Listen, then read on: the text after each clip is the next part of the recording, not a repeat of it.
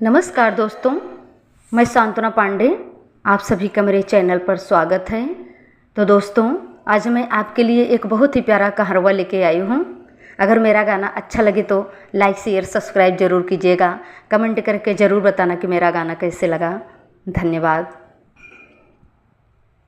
मोरी पतली कमरिया मोच खाए गईले, मोरी पतली कमरिया मोच खाए गईले, मोच खाए गईले अर दो खाए गईले, मोरी पतली कमरिया मोच खाए गईले, मोरी पतली कमरिया मोच खाए गईले। होत भेनु सारे सासु पनिया भरावई, होत भेनु सारे सासु पनिया भरावई, भारत गगरिया घाय गईले, मोरी पतली कमरिया मोच खाय गईले, अरे भारत गगरिया घाय गईले, मोरी पतली कमरिया मोच खाय गईले, मोरे पतली कमरिया मोच खाय गईले।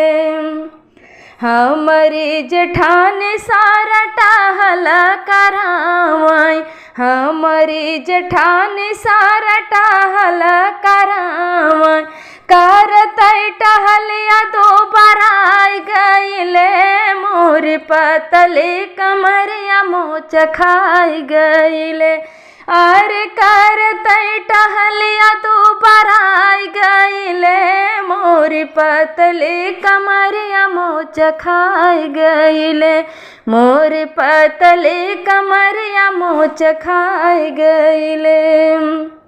हमारी ननद मोहे बोलिया सुनावई, हमारी ननद मोहे बोलिया सुनावई, सुन सुन बोलिया घवाई गईले, मोरी पतली कमरिया मोच खाय गईले, अरे सुनी सुनी बोलिया घवाई गईले, मोरी पतली कमरिया मोच खाय गईले, मोरी पतली कमरिया मोच खाय गईले, मोच खाय गईले अरे दो खाय गईले, मोरी पतली कमरिया मोच खाय गईले, मोरे पतली कमरिया मोच खाय गईले, मोरी पतली कमरिया मोच खाय गईले।